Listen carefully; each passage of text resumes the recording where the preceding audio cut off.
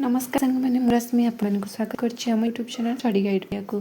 आज आम DSE 2 volume 1 MCQ करिया या पूर्व मु DSE 1 वॉल्यूम 1 पूरा कंप्लीट कर देछि। आपण माने हम क्लास गुडी को सब यूट्यूब रे पाई जिवे। सब क्लास गुडी को टॉपिक वाइज देखि नेबे कहिना परीक्षा पाखे आसलानी। आज आम DSE 2 एमसीक्यू करिबा। आशा करूछि आपनको क्लास भल लागिबो। आपण माने क्लास टी को देखंतु। चलंतु क्लास टी स्टार्ट करिबा। आमर प्रथम क्वेश्चन अच्छी what is the primary reason food is essential for our survival. आम बचापी खाद्य कहीं आवश्यक से पचारि जिते मुझे क्वेश्चन कहूँ आंसर कहूँ से मुझे बहुत ओडिया और इंग्लिश रे आपन को कहीदेवी तो से लैंग्वेज किसी प्रॉब्लम नबार नहीं। ठीक अच्छे तो कहीं आम बचापी खाद्य दरकार कहीं खाद्य नॉन न्यूट्रिएंट्स थाए। नॉन न्यूट्रिएंट माने खाद्य किसी न्यूट्रिशन न थाए ना एमती तो हो पारे आम तो खाद्य खाऊँ से आमको बहुत सारा पोषक तत्व मिलूँ ना तो यहाँ हो पारे। It contains substances that perform important functions of body called nutrients. ये शरीर पाई गुरुत्वपूर्ण कार्य करुवा पोषक तत्व सब खाद्य थाए ना यह समस्त जेनेटिक रोग भल करे। देखो जेनेटिक रोगटा खाद्य द्वारा भल हो पार। जेनेटिक रोग खाद्य द्वारा भल हबार चांसेस भी पूरा न थाए। तो समस्त जेनेटिक रोग भल नुह उपरोक्त मध्य कौन सी नुह सेटा भी हेनी। तो या राइट आंसर कौन हम आम शरीर कार्य करने जहाँ भी जहाँ पोषक दरकार से सब आमर यही खाद्य थाए। तो या right answer option number B. The following are classified as energy giving nutrients। पचारछि कौन एमानक मध्यरु केउं गुडी को आम कौन कहबा शक्ति प्रदानकारी पोषक तत्व कहि परबा। माने या भीतर को खाद्य गुडी को हमको एनर्जी दियंती शक्ति दियंती। विटामिन खनिज लवण ना पुष्टिसार जल जोटा कि प्रोटीन और वाटर ना कार्बोहाइड्रेट फैट्स ना नॉन ऑफ द अबव। आपण माने समस्त ये छोट बेलू पढ़ी आसते श्वेतसार खाद्य खाइले हमको शक्ति मिले। तो या राइट आंसर कौन कार्बोहाइड्रेट एंड फैट्स। कार्बोहाइड्रेट रे कौन थाए श्वेतसार और फैट्स माने स्नेहसार। जमीती आमर श्वेतसार खाद्य रहा भात चूड़ा रुटी एगुड़ा सब आमको कौन करता ना शक्ति प्रदान करता है। तो ये या right answer option number C. आ विटामिन्स आमर कौन करे विटामिन आमर रोग प्रतिरोधक शक्ति बढ़ाई थाए। प्रोटीन आमर कौन करे बॉडी बिल्डिंग करे।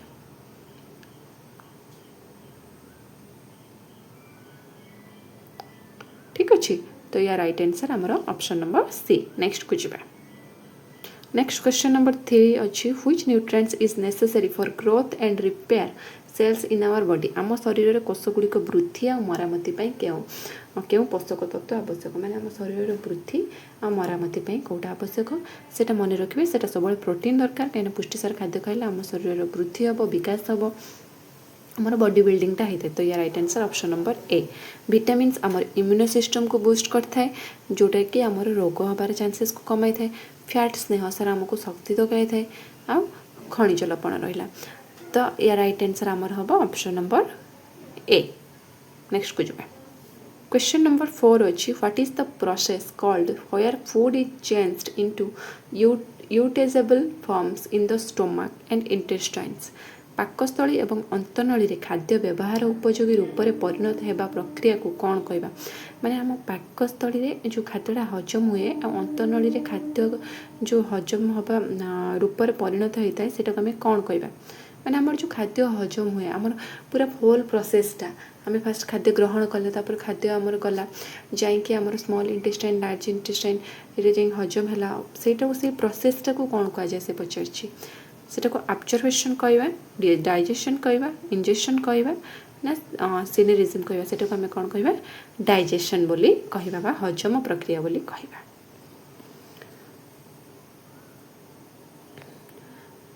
नेक्स्ट क्वेश्चन नंबर 5 अच्छी once digestion is complete the process by which nutrients move from intestines to blood is known as. हजम प्रक्रिया शेष होगा पर अंतनली रक्त को पोषक तत्व जीवा प्रक्रिया को कौन कहबा। देखो या राइट आंसर हम ऑप्शन नंबर सी जोटा कि एब्जॉर्प्शन। देखो प्रथम आम पाटी बाटे खाद्य ग्रहण कर खाद्य जाइए कौन हो पाकस्थली हजम हो पाकस्थली हजम है आउ कि खाद्य आमर जाऊँ कौटी क्षुद्रांत तापर अवशिष्ट बृहदंत को जाऊँगी एमती जाऊँगी। तो ये जो खाद्य हजम होगा प्रक्रिया को आम कहले डाइजेशन।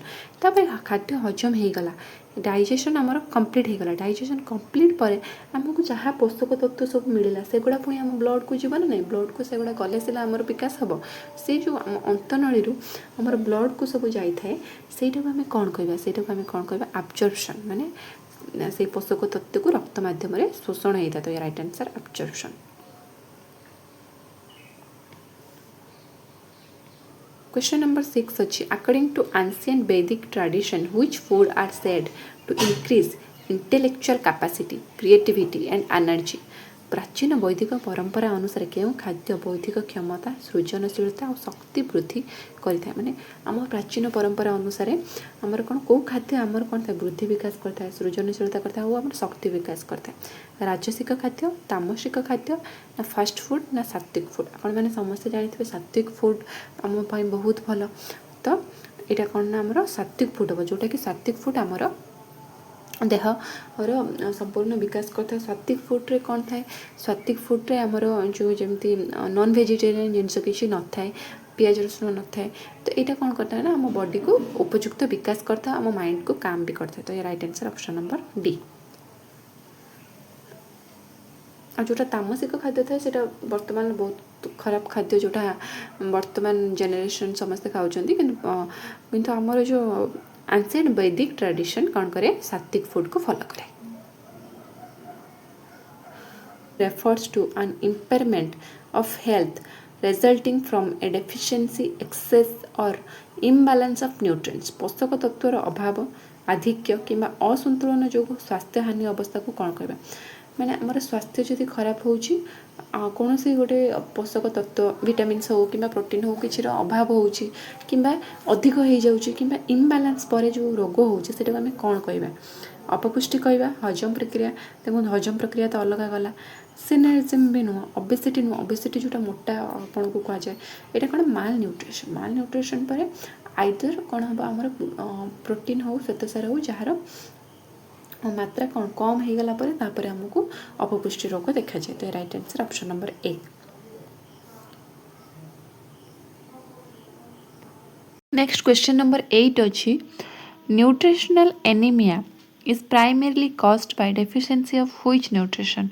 पुष्टिजनित रक्तहीनता मुख्यतः क्यों पोषक तत्वर अभाव जो होता है। जो रक्तहीनता देखा जाए से कहार अभाव हेले हुए सेटा से पचार कैल्शियम फॉस्फोरस ना देखो कैल्शियम फॉस्फोरस आमर दांत आउ हाड़ गठन में साहाय्य करे। विटामिन सी विटामिन डी सेटा भी आप जानते विटामिन डी डी आमर जो हाड़ को शक्त मजबूत करे। आउ है विटामिन सी आमर इम्यूनो सिस्टम स्ट्रॉन्ग कराए। आउ रहा प्रोटीन फैट्स आपण मैंने जानते ऑलरेडी प्रोटीन फैट्स है बॉडी बिल्डिंग कराए। तो आउ बाकी रहा कौन लौह फॉलिक एसिड विटामिन B12 एटा कौन करे ना आमर ब्लड गठन में साहाय्य करे। फॉलिक एसिड आयरन और विटामिन B12। नेक्स्ट क्वेश्चन को जाए। नेक्स्ट क्वेश्चन दीजिए scurvy which is next question दीजिए scurvy which is characteristics by spongy and bleeding gums caused by deficiency of. Scurvy गोटे रोग जार लक्षण है माड़ी फुली जाए और रक्त बाहर सेटा को आम सेटा कहा अभाव हुए से पचार vitamin A B C D. मन रखिए सांग मैंने ये राइट आंसर हम विटामिन सी अभाव आमर कौन होता है ना स्कर्वी होता है। और विटामिन ए अभाव आमर कौन होता है ना अंधार कणा होता है जोटा को आम इंग्लिश रे कौन कहूँ नाइट ब्लाइंडनेस बोली कही था। आउ आमर विटामिन डी अभाव आमर रिकेट्स और ऑस्टियोमालेसिया होता है।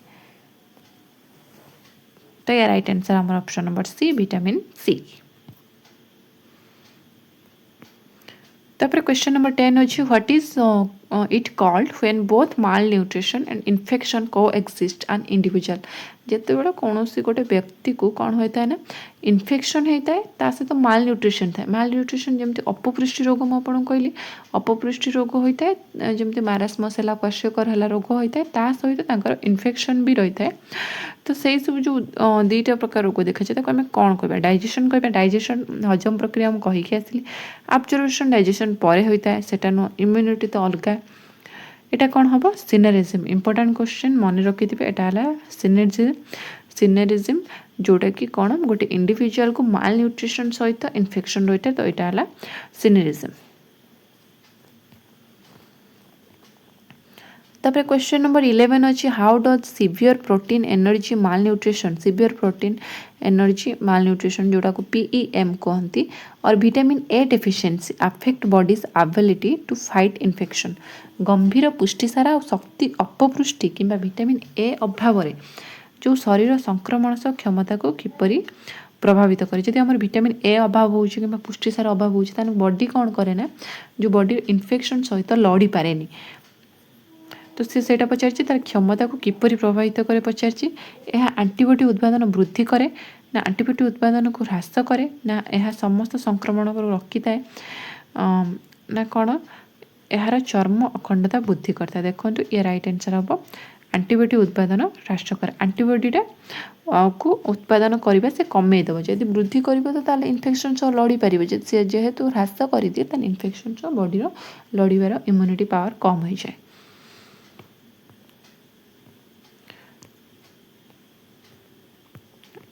तब क्वेश्चन नंबर 12 अच्छी the loss of fluids and important minerals like sodium and potassium during diarrhoea समय आपण मैंने जानते डायरिया हेले जो आमर आम ओआरएस पानी पियंती पैड़ पानी पियंती कहीं से आमर कौन हो जाए आम बॉडी जी जलीय अंश कमी जाए जी जलीय अंश जो थी कि आम सोडियम पोटासियम थाए से नष्ट हो जाए से नष्ट हो आम कौन कहवा ओबेसिटी कहवा स्कर्वी कहवा एनीमिया कहवा ना डिहाइड्रेशन मन रखिए से आम कौन कह डिहाइड्रेशन ओबेसिटी माने मोटापा को कहवा स्कर्वी माने जोटा कि आमर दांत माड़ी फुलवा एनीमिया माने ब्लड सर्टेज हेले जोटा फॉलिक एसिड दरकार तो राइट आंसर आमर ऑप्शन नंबर ए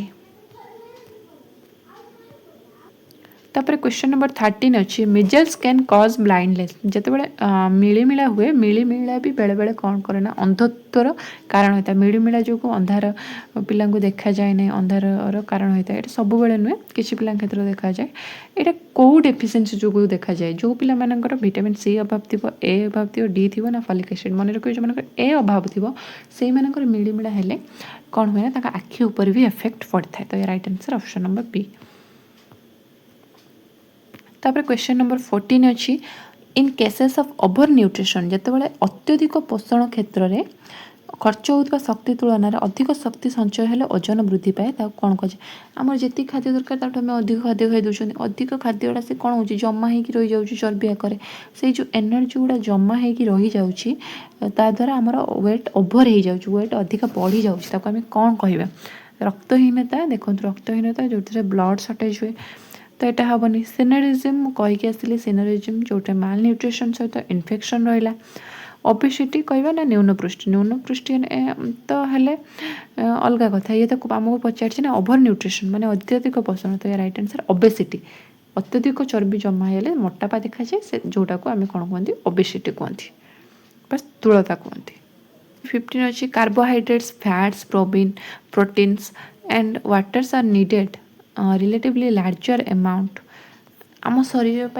आमर कौन श्वेतसार स्नेहसार पुष्टिसार और जल एगुड़ा अधिक परिमाण दरकार हुए से गुड़ को कौन कह जाए आपण मैंने देखिए भात तो आम निहाती दरकार हुए पुष्टिसार भी दरकार हुए आम अलग जिनस अल्प खाऊ कि न खाऊ किंतु आम श्वेतसार स्नेहसार पुष्टिसार यही सब सार गुड़िक आमको टी अधिक परिमाण दरकार सो से कौन कह जाए माइक्रोन्यूट्रिएंट्स कह जाए ना अणपोषक तत्व कह जाए ना आंटीबॉडी कह जाए ना माक्रोन्यूट्रिएंट्स कह जाए जेहेतु से अधिक परिमाण दरकार ताको आम कौन कह माक्रोन्यूट्रिएंट्स मुख्य पोषक तत्व आमर से जहाँ भी ना आम शरीर ठीक से ग्रोथ हो पार ना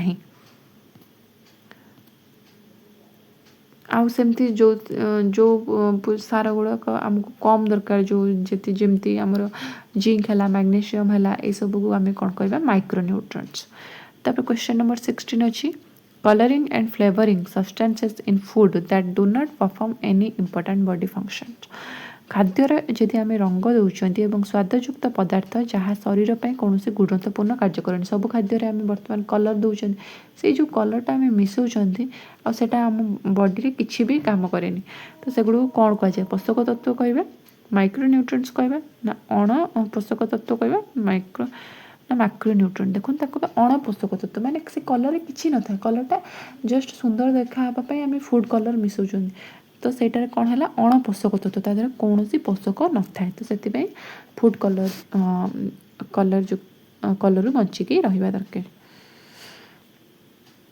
तापरे क्वेश्चन नंबर 17 अच्छी which two minerals must be supplied in correct proportion in normal growth of bone and teeth हाड़ आ दांतर स्वाभाविक वृद्धि पाई केउं दुईटा खनिज लवण दरकार मुझे क्वेश्चनटा ऑलरेडी कहीकि आसी सारे या राइट आंसर आमर हम कैल्शियम फॉस्फोरस जोटा कि दांत और हाड़ गठन कर साहाय्य करे ठीक अच्छे आ लोहुआ आमर कौन करे ना विटामिन B12 करे जोटा कि आमर ब्लड गठन में साहाय्य करे सांग मैंने जो मैंने भी क्लास देखुं आपन को जब क्लास पसंद आसुच्छी निहाती कमेंट माध्यम जनइबे क्लास टी केमिति लगुच कि कौन निहाती आपन जनइबे ठीक अच्छे तो नेक्स्ट क्वेश्चन को जी 18 question sharing food with others as a token of friendship और celebrating festivals with special menus example of foods बंधुतार प्रतीक भाव अन्य मान सह खाद्य बांटिबा आउ कौन करवा स्वतंत्र खाद्य सहित पर्वपर्वाणी पालन कर आम सब पर्वपर्वाणी पालन कर पर्वपर्वाणी नुआ नुआ सब जिनस आइटम सब बना हो सब सांग हिसाब से आम रोच सेयार कर कौन कह शारीरिक कार्य सामाजिक कार्य मानसिक कार्य सुरक्षा जानते आपण मैंने सामाजिक कार्य आम सोशल रोच आम फैमिली सह खाद्य सेयार कर मिसुँच पर्वपर्वाणी पालुन तो यहाँ आम सामाजिक कार्य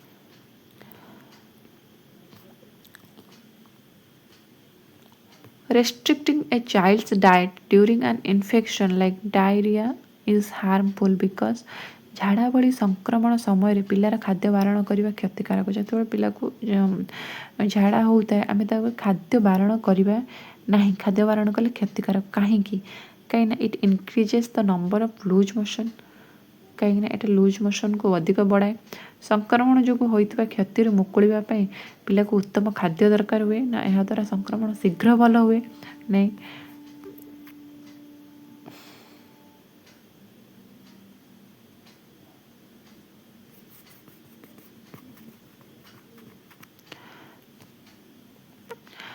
ना यह शरीर तापमात्रा कमाए नहीं देखो ये राइट आंसर कौन हम जो पिला को पिला भर डायरिया हो तो आम कौन करवा तो ORS पानी दबा जलीय अंश वृद्धि करने आम दबा आम कौन करवा किसी खाद्य भी आम दबा कहीं ये खाद्य खाइले बॉडीटा कौन हम इन्फेक्शन लड़ाई साहाय्य कर नेक्स्ट क्वेश्चन को जी क्वेश्चन नंबर 20 अच्छी राइट आंसर कौन हम आपण मैंने कमेंट माध्यम जनइबे क्वेश्चन नंबर 20 अच्छी what is the relationship between mall nutrition and infection mall nutrition माने अपपुष्टि और संक्रमण मध्य कौन संपर्क अच्छी सेमानक भितर किसी संपर्क ना अपपुष्टि अलग इन्फेक्शन अलग ना से एक विषम चक्र सृष्टि करती जो गुड़ा कौन होने ना सृष्टि करती जो परस्पर परस्पर को आहुरी खराब करती ना अपपुष्टि संक्रमण को रखी था नहीं अपपुष्टि संक्रमण को अधिक बढ़े था संक्रमण अपपुष्टि को भल कर साहाय्य करे नहीं कौन या राइट आंसर हम आप मैंने कमेंट्री जनइबे तो आजिका एतिकी क्लास थी केमिति लगिला ताहा भी निहाती जनइबे आगु को भी आमर सब क्लास कंटिन्यू रहिबा आपण मैंने आम चैनल सब जोड़ी रुहतु टेलीग्राम सहित जॉइन हो जातु जहाँद्वारा आप सब क्लास पाइपर आम चैनल को लाइक शेयर और सब्सक्राइब कर दिंतु एग्जाम बहुत पाखे आसला आपण मैंने क्लास को आराम से भल भाव डेली देखु तो आजिका एतिकी रही जय जगन्नाथ थैंक यू।